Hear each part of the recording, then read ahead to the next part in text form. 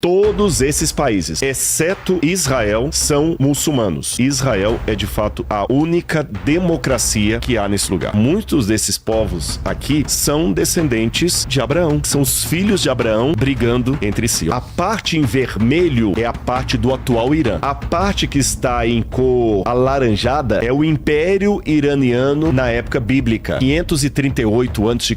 Nessa época, Babilônia havia escravizado os judeus. E sabe qual foi o reino que venceu a Babilônia? A Pérsia. Agora veja bem, a Pérsia é o Irã. Os magos do Oriente que vieram visitar Jesus provavelmente vieram do Irã. Jerusalém, com Herodes, os sacerdotes, os profetas, não reconheceu que Jesus, o Filho de Deus, o Messias, estava nascendo. Mas 3 persas, 3 iranianos reconheceram. Todos esses países, Líbia, Egito, Arábia Saudita, Iraque, Síria, Turquia, Irã, Afeganistão, Paquistão, Turmequistão e o Cazaquistão, todos esses países, exceto Israel, e aí teria a Palestina também, que está ali mostrando a Cisjordânia, não está mostrando a faixa de Gaza, que era bem pequenininha, todos esses países ou territórios são muçulmanos, em sua maioria. Em sua maioria, absolutamente, mais de 90% da população muçulmanos, exceto Israel. E aí nós temos uma questão, daqui eu já faço a ponte do presente para o passado, Israel é de fato a única democracia que há nesse lugar.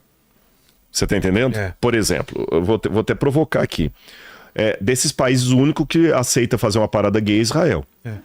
Ou seja, quer dizer, hoje tem muita gente detonando Israel como uma ditadura, tá bom. Vai fazer uma parada do orgulho LGBTQIA+, em Teherã, pra você ver o que acontece. Não, nem... Vai fazer em Gaza, pra você ver o que acontece, entendeu? Vai fazer na Arábia Saudita, pra você ver o que acontece. Chega lá em Meca e faz uma parada, pra você ver, não vai rolar. Não vai rolar. Israel, Tel Aviv, permite. Então, quer dizer, você vê que é o único país que aceita uma democracia, que você pode detonar com o governo. Tá certo? Direito Muita gente pensa que todo israelense bate palma pro Netanyahu. Não. Quando eu fui lá tinha protestos. Protestos, na você rua. viu, exatamente. Então é uma democracia. Por isso que Estados Unidos tem receio que se perde Israel, perde a única democracia do Oriente Médio. Há pessoas que vão falar que isso é mentira minha, mas não é.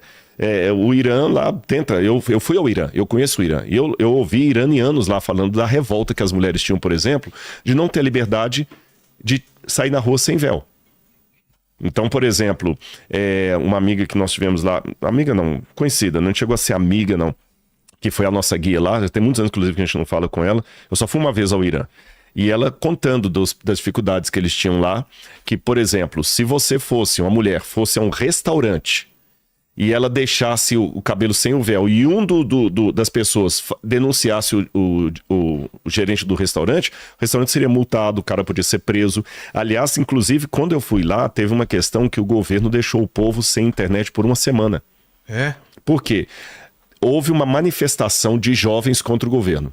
Como lá no Brasil, o pessoal não reúne pela internet, às vezes para protestar contra o governo, né, na internet, fizeram isso lá. O governo deixou o país inteiro sem internet por uma semana, descobriu os líderes do movimento e mandou matar todo mundo. Simples assim. Essa é a democracia. A mulher passou a dirigir no Irã há pouco tempo. Então esse maravilhoso país assim que o pessoal tá batendo palmas, né? Tem um episódio aqui muito bom de... Isso não é mentira, tá? Não. Eu estive lá, não é coisa que eu escutei, que eu ouvi falar, que eu estive lá. Então, se eu vai mentir, eu estou mentindo, porque eu fui lá e eu vi. Ô, Fabi, a gente teve um episódio, né, com 3 mulheres, 2 eram muçulmanas e falaram sobre isso, né? Foi na época que aquela mulher... Apareceu um cachinho dela pra fora da roupa e ela foi morta. Não, exatamente. E eles matam mesmo. Então, então, assim, Israel hoje é uma democracia que tem ali. Mas como eu falei que eu ia mencionar mais o passado, eu só coloquei esse mapa para o pessoal entender. O primeiro hebreu da história foi Abraão. Abraão foi o primeiro hebreu da história. E o nome hebreu tem 2 significados desse nome possível. Alguns pensam que viria de Eber, que é um ancestral de Abraão. Outros pensam que vem da ação, que significa aquele que vem da outra margem, do outro lado. E como Abraão veio... Vamos voltar no mapa aqui, o anterior, só para o pessoal entender da onde que Abraão saiu. Tá vendo ali... esse mapa não mostra os rios, mas tá vendo onde está o Iraque ali? Sei. Abaixo do Iraque tem um pedacinho que não está mostrando o nome, é o Kuwait. Ah, verdade. E abaixo está Persian Gulf, que é o Golfo Pérsico. Sim. Tá bom? Ali no Golfo Pérsico, você tem 2 rios que sobem, o Rio Tigre e Eufrates. Ali é o berço da civilização. Ali viveram os sumérios, os babilônios, aí vieram várias cidades que foram fundadas ali. Erech, Eridu, Ladá, a mais antiga do mundo. As mais antigas do mundo são lá. Esses dias eu ouvi alguém falando, não, a cidade mais antiga do mundo é Jericó. Isso é controverso. Lá tem uma placa disso, mas não. As cidades mais antigas estão lá. Jericó é muito mais antiga do que Jericó. Jericó foi depois de lá. Tá bom? Jericó é depois. Realmente, se você for a Palestina, tá lá. Jericó, a cidade mais antiga do mundo. Mas se você for na China também, eu vou mostrar um monte de cidade que é mais antiga do mundo. Se for a Índia tem cidade lá que eles falam que tem 30 mil anos. Então, quer dizer, cada um puxa a sardinha pro seu lado. Exceto o Rio de Janeiro, toda cidade do Brasil que tem um Cristo Redentor vai falar que aquele é o segundo maior do Brasil depois do Corcovado. Então, quer dizer, cada um puxa pro seu lado. Mas o berço da civilização está ali. As primeiras cidades, Erech, Eridu, Lagash, são cidades que foram fundadas ali. E Ur dos Caldeus, de onde veio Abraão. Então, voltando para o mapa, se colocar de novo, Abraão sai de onde é o Iraque. Não, o mesmo mapa lá. Abraão sai de onde é o Iraque. Isso, vocês estão vendo o Iraque. Abraão sai daí, pertinho do Golfo Pérsico que ele estava, aqui embaixo. Se quiser até mostrar com o mouse, ele sai aqui perto do Golfo Pérsico. Olha lá, coloca aí o Golfo Pérsico, Iraque, tá para baixo aqui. Isso. Vai para cima, isso, sobe agora, aí pronto, Abraão sai daí, não, Iraque, aí o Irã. Iraque, ele sai daí, passa pela Síria, pode ir lá pela Síria, fica na cidade de Padam Aram, depois ele desce para Israel, que não está mostrando o mapa ali, mas Israel, um pouquinho mais para frente, isso, chega em Israel. Então, como ele veio da outra margem do rio, que ele atravessou o rio Eufrates, atravessou o rio Jordão, ele é o Ivri, aquele que veio da outra margem, que a gente fala hebreu. Tá. Então, provavelmente, esse nome hebreu foi dado a Abraão como um apelido. Você não fala, por exemplo, aqui, o Chico Mineiro, porque veio de Minas Gerais. Esse aqui é o Zé Baiano, que veio lá, né? Não falava Elias Turco, lá da novela do Sítio do Capão Amarelo. Verdade. Tinha o Elias Turco, né? Então, quer dizer, veio da Turquia. Então, Abraão hebreu, aquele que veio do outro lado da margem do rio. Então, ele era o hebreu. Quando ele teve o seu filho Isaac, por sua vez, teve 2 filhos, Jacó e Esaú. Então, Jacó e Esaú eram netos de Abraão. Jacó vai ter 12 filhos, portanto, os filhos de Jacó. Só que Jacó vai ter um momento espiritual muito grande na vida dele, que ele vai lutar com o próprio Deus e vai sobreviver. Em virtude disso, quando Jacó sobrevive a essa batalha, o nome de Jacó é alterado. Você sabe que no Oriente Médio o nome é escolhido pelo significado. Eu já falei isso aqui algumas vezes, até com Luiz Saião. Então Jacó agora tem o nome dele mudado de Jacó Yaakov, que significa aquele que vai no calcanhar do outro, que depois ficou até recebendo o apelido de enganador. E ele recebeu agora não mais o nome de Yaakov, mas atrelou-se o nome Israel, aquele que luta com Deus e sobreviveu. A partir daí, os 12 filhos de Jacó foram chamados de 12 filhos de Israel. O povo, então, descendente de Abraão, já tem 2 nomes, 2 apelidos. Os hebreus e Israel. Os 12 filhos de Israel. Esses 12 filhos de Israel vão virar 12 tribos.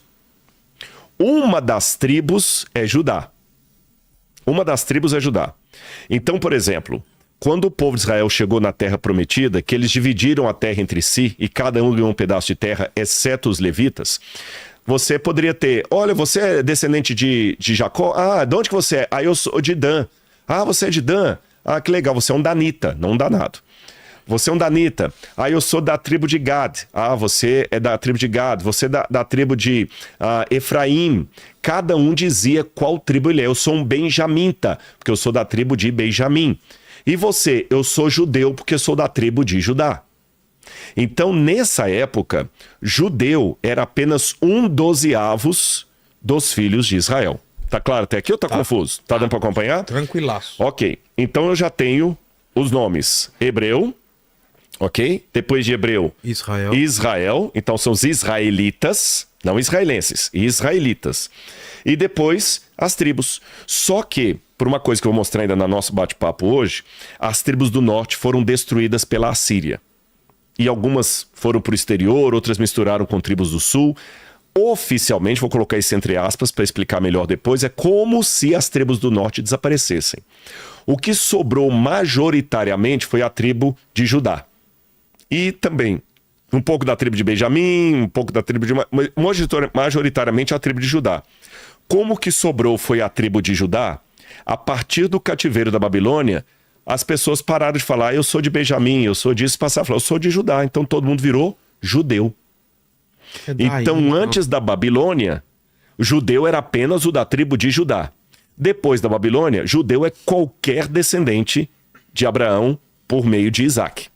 Tá bem? Judeu. E até hoje são chamados de judeus. Aí, durante toda a Idade Romana, depois da Idade Média, os judeus, Hitler matou os judeus. Aí, quando esses judeus sonham com o retorno para a terra, para Haaretz Israel, a terra, sabe quando fala Haaretz, a terra de Israel, aí eles vão fazer o Estado judeu. Só que para não misturar com religião, a princípio, quando Theodor Herzl, por exemplo, era um dos proponentes do movimento sionita, queria criar o Estado judeu, o nome era o Estado judeu. Mas depois da Segunda Guerra Mundial, como muitos dos que estavam ali eram socialistas, não queriam misturar muito política com religião, então resolveram que o Estado não se chamaria Estado judeu, e sim Estado de Israel. E o cidadão do Estado de Israel não se chama mais israelita, para não confundir com a nomenclatura bíblica, e passa a se chamar israelense. Então aqui eu já expliquei as 4 nomenclaturas. Hebreu, israelita, judeu e israelense. De certa forma, muitos desses povos aqui, os árabes também vou falar deles, são descendentes de Abraão. Então você nota que são os filhos de Abraão brigando entre si. Olha como é que um caso de família pode resultar em grandes problemas. Agora eu vou falar de um outro reino que também sempre se tornou inimigo de Israel e hoje principalmente. Vamos ao próximo aí? Pronto, esse aí, ó, o Iêmen. A gente acabou de falar do Iêmen, né? O Iêmen que atacou Israel e que também quer mandar, como fala, foguetes para lá, mísseis e tudo mais. Em 1 Reis, capítulo 5, versículo 5, vai falar quem era do Iêmen. E vai surpreender todo mundo. Eu vou ler aqui. 1 Reis, capítulo 5, versículo 5. Alguns dizem até que ele se apaixonou por essa mulher, o rei Salomão, e teve filhos com ela. Você deduz quem era? Sabá. A rainha de Sabá. Olha aqui o que diz o 1 Reis, capítulo 5, versículo 5. A rainha de Sabá veio visitar Salomão e diz assim, olha... Perdão, gente, a rainha de Sabá tá anotada errada aqui. Eu vou achar para vocês um pouquinho na frente. Isso aqui é de Irão. A rainha de Sabá... Dá uma gugada aí para mim. Procura o texto que fala da rainha de Sabá. Esse aqui eu tinha anotado as passagens e acabei deixando aqui. Se alguém encontrar aí, por favor. Pronto, eu vou fazer o seguinte. Eu vou dar uma gugada aqui. 2 Crônicas, capítulo 9. Eu sabia que não estava aqui em Reis. 2 Crônicas, capítulo 9. O Iêmen está mencionado aqui, olha. 2 Crônicas, capítulo 9. Quando a rainha de Sabá ouviu falar da fama de Salomão, veio a Jerusalém prová-lo com perguntas difíceis. Chegou com uma enorme comitiva, com camelos carregados de especiarias, de ouro em abundância, de pedras preciosas. Ela se apresentou diante de Salomão e lhe expôs tudo o que trazia em sua mente. E Salomão conversou com a rainha de Sabá. A Bíblia fala, inclusive, da terra de Avilá e a terra onde tem o melhor ouro, o ouro de Ofir, e alguns pensam que seria na região do Iêmen. Olha o mapa de novo aí, olha. O reino de Sabá, da rainha de Sabá, está mostrado aí em cor alaranjada. Tem um outro mapa que vai mostrar de maneira mais precisa, porque alguns pensam que o reino de Sabá, ele pegava do outro lado. Esse mapa que vocês estão vendo aí, tá aparecendo pro pessoal na tela? Tá. Esse mapa que está mostrando aí, está mostrando o Golfo de Aqaba. Tá vendo? O Mar Vermelho, falei errado, o Mar Vermelho, que ele vai dar o braço do Golfo de Aqaba e o outro braço do Canal de Suez. Lá em cima é o Egito. Então, acredita-se que do lado de cá, onde está escrito África, também pertenceria ao reino de Sabá. Eu acho que o próximo mapa eu vou mostrar isso aí para o pessoal. Olha aqui, é a terra de Cush. A Bíblia fala da mulher Cussita, ou Cushita, como aparece lá na Bíblia. Inclusive, essa região que está marcada aí do povo de Cush, que pegaria o Iêmen, pegaria também uma parte do que hoje seria a Etiópia, pegaria alguns países ali da África também. Esse povo é engraçado. E quem gosta de estudar sobre a história do povo negro, uma das nações negras mais civilizadas foi a nação Cushita. Eles eram altamente tecnológicos. Deixa eu explicar que essa palavra é anacrônica para a época. Quando eu falo tecnológico, eu estou falando assim, para os fins daquela época, eu estou falando do período do bronze, até o período do ferro. A tecnologia, por exemplo, de fazer um metal era uma tecnologia. É que a gente pensa em tecnologia, pensa em celular, em computador. Era uma tecnologia. Então, era um povo negro, altamente sofisticado, de uma cultura altamente avançada. Tanto é que a rainha de Sabá era famosíssima, e ela veio de onde? Justamente desse povo cuxita, o reino do povo cuxita. Que Sheba era um dos condados ou um dos territórios do reino cuxita, que era muito maior. Olha o tamanho que ele pegava. Inclusive, eu estive lá em Meroe, que é no Sudão, e eu visitei no Sudão um pouco do reino cuxita. Nossa, Vilela, é incrível. Eles construíram pirâmides sofisticadas como os egípcios. Tem pirâmides no Sudão. E, inclusive, a língua hieroglífica usada pelo povo do sul do Egito ali, que hoje é o Sudão, sim, que é o povo cuxita, é um tipo hieroglífico muito sofisticado que usa os mesmos caracteres do egípcio, sim, mas eu, por exemplo, não consigo ler nada. Tá. Poucas pessoas conseguem decifrar tudo. E olha que curioso, até na época que o Egito dominou essa parte, o Egito chamou essa região de Núbia, em homenagem ao deus Anubis, que é aquele deus chacal, é o cachorro. E o povo núbio, que hoje é o Sudão, foi uma grande civilização do passado. A Etiópia, que hoje é um país que enfrenta tantos problemas de desigualdade social, de fome, de miséria, a Etiópia foi um país ultra mega power sofisticado no passado. Tá certo? Então olha que interessante aí. Essa região toda aí foi um grande império no passado.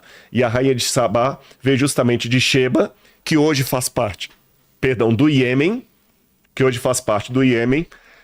e é inimigo de Israel. Vamos fechar com o Irã? É o Elã?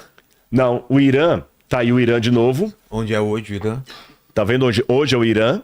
Onde está o Iraque seria a Babilônia. Agora, veja bem, a parte em vermelho é a parte do atual Irã. A parte que está em cor alaranjada, que pega até o Egito, é o Império Iraniano na época bíblica. 500 anos antes de Cristo. Para ser mais preciso, 538 antes de Cristo, tá, que foi quando caiu a Babilônia.